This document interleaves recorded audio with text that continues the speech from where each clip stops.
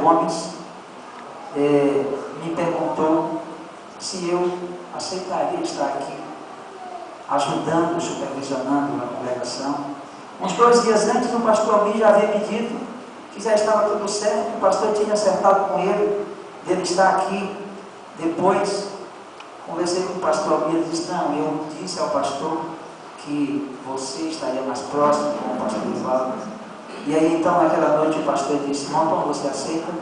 E eu, um servo que me esforço para ser, talvez até demais, ele disse: eu estou à disposição do senhor e do presbitério, pastor.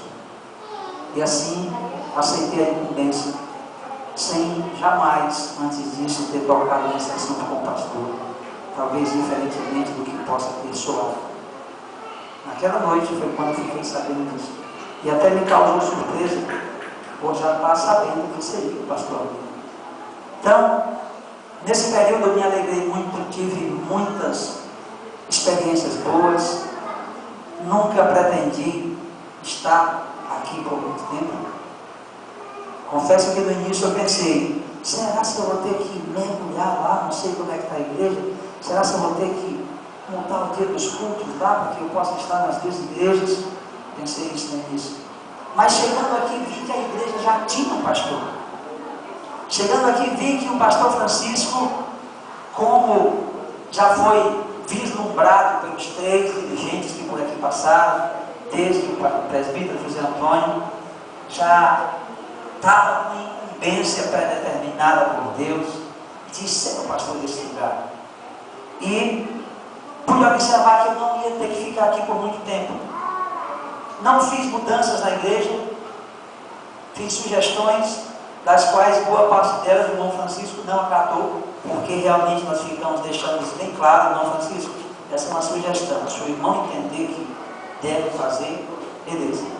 Outras ele acatou, algumas aceitou, mas deixei o irmão Francisco sempre muito bem à vontade.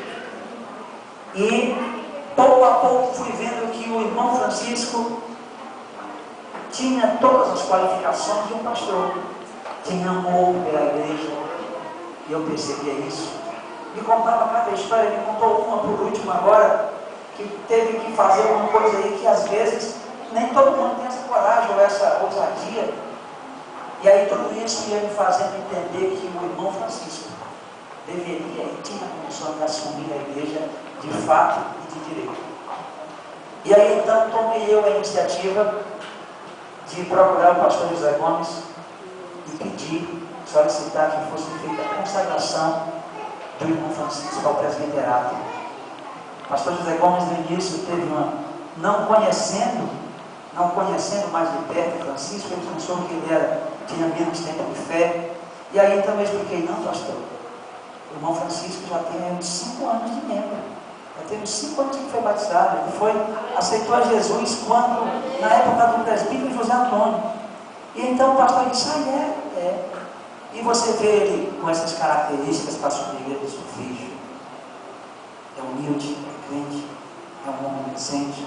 Perceba que a igreja o ama e que ele ama a igreja.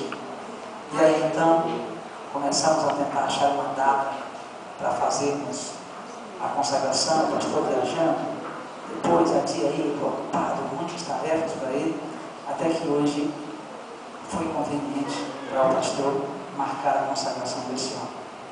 Então, amados, quero dizer mais uma vez: muito me alegrou ter estado aqui ajudando vocês.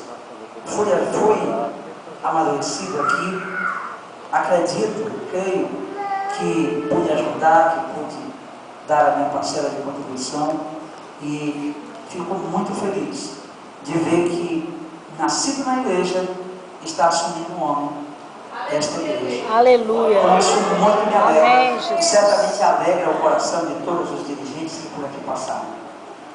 Então, que Deus abençoe o irmão Francisco e que ele continue com essa disposição de amar a igreja, de viver pela igreja, de se doar pela igreja e de, às vezes, até ser um pouco que consumido até pela igreja.